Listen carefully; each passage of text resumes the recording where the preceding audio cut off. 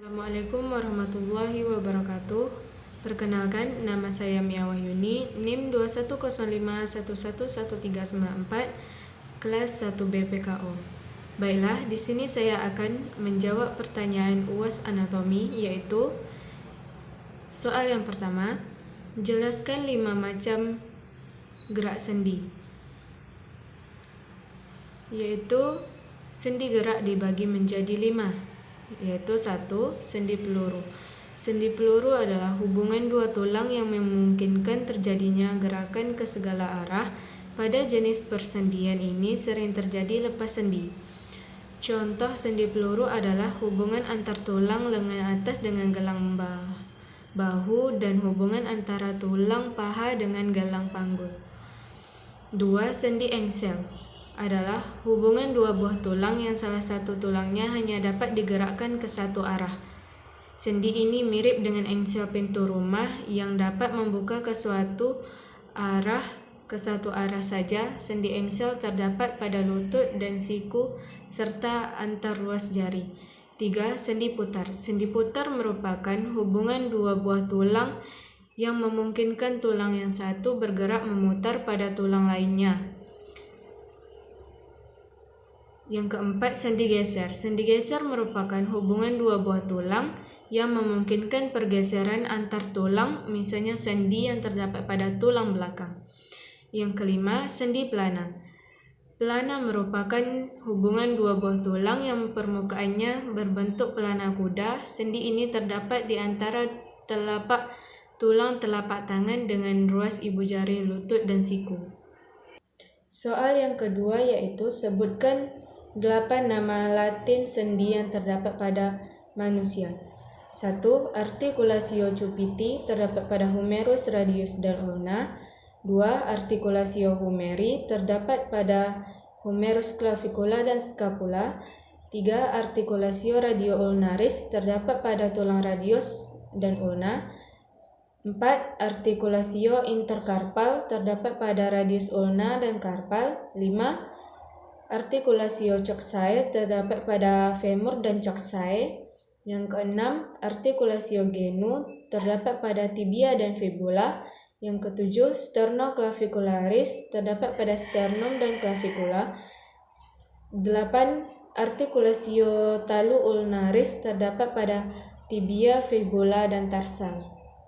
Soal yang keempat yaitu sebutkan 4 katup yang terdapat pada jantung manusia, yaitu katup aorta, katup tricuspidalis, katup mitral, dan katup atrioventrikular. Soal yang keempat yaitu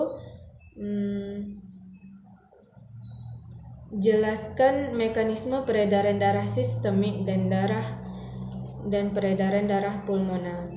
Peredaran darah sistemik. 1. Atrium menerima darah dari vena.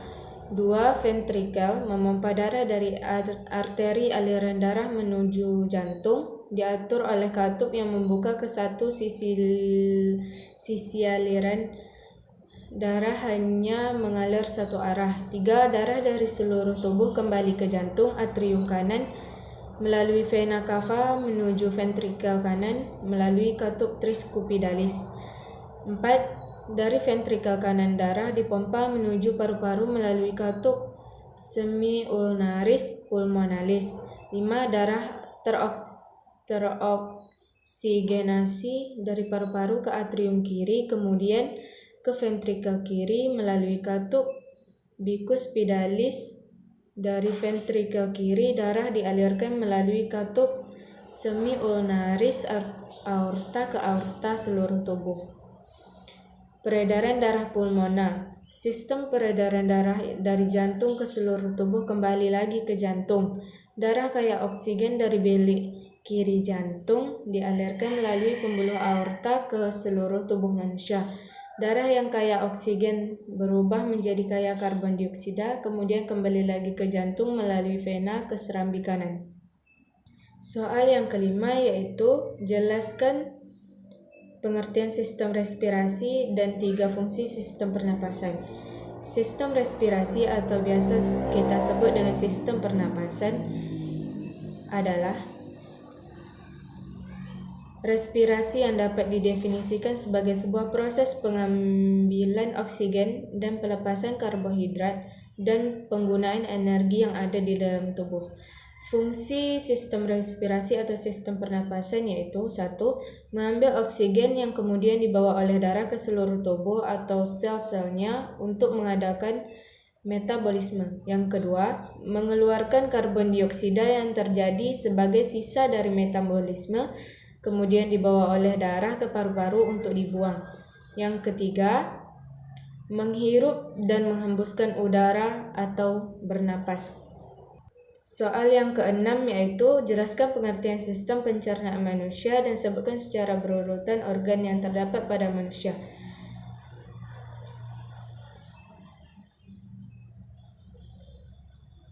Sistem pencernaan adalah merupakan proses mengubah makanan dari ukuran besar menjadi ukuran yang lebih kecil dan halus, serta memecah molekul makanan yang kompleks menjadi molekul yang sederhana dengan menggunakan enzim dan organ-organ pencernaan.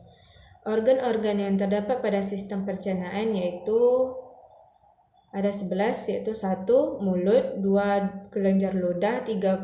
Kerongkongan, 4. Hati, 5. Lambung, 6. Kantung empedu, 7. Pankreas, 8. Usus halus, 9. usus besar, 10. Rektum, dan 11. anus.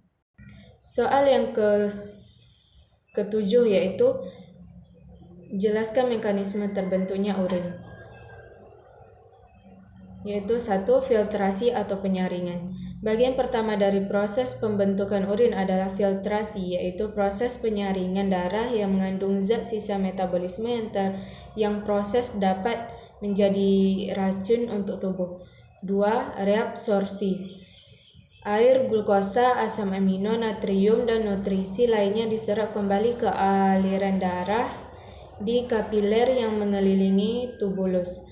Natrium dan ion-ion lain diserap kembali secara tidak lengkap dengan proporsi yang lebih besar tersisa dalam filtrat ketika lebih banyak dikonsumsi dalam makanan, menghasilkan konsentrasi darah yang lebih tinggi. 3. Sekresi atau augmentasi urin yang dibuat oleh proses ini kemudian mengalir ke bagian tengah ginjal yang disebut pelvis ginjal, kemudian terus mengalir ke ureter dan kemudian tersimpan di kantung kemih. Soal yang ke-8 yaitu sebutkan organ pada sistem indera beserta fungsinya. Yang pertama ada mata. Mata terdiri dari otak mata, bola mata, dan saraf mata serta alat tambahan mata yaitu alis, kelopak mata, dan bulu mata.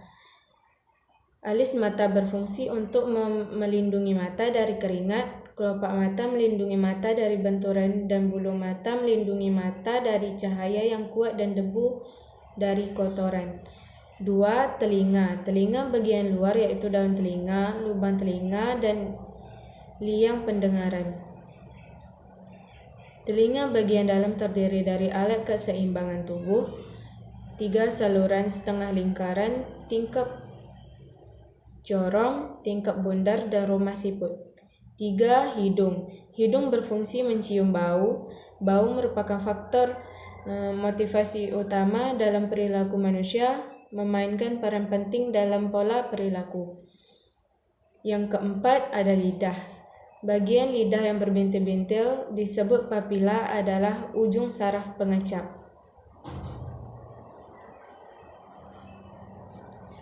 Yang kelima ada kulit. Dengan kulit kita dapat merasakan sentuhan. Bagian indera praba yang paling peka adalah ujung jari, telapak tangan, telapak kaki, bibir, dan alat kemaluan. Soal yang ke-9 yaitu jelaskan mekanisme melihat dan mendengar. Mekanisme melihat atau mata.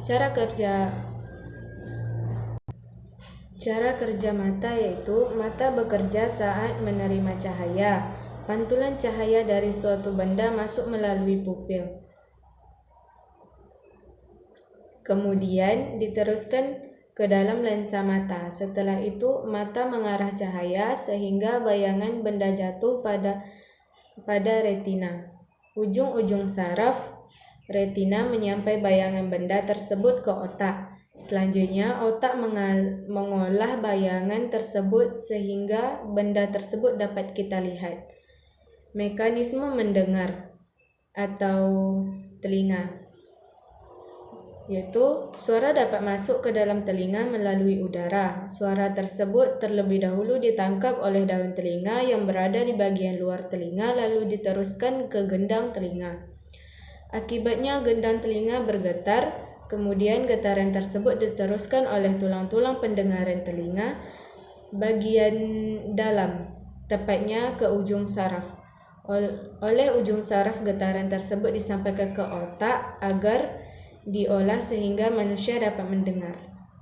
Soal yang ke-10 yaitu jelaskan hubungan antara sistem indera dan sistem saraf. Hubungan antara sistem saraf dan alat indera merupakan kesatuan dari sistem koordinasi yang saling berhubungan. Sistem saraf berfungsi untuk menerima dan mengantarkan rangsangan ke seluruh tubuh.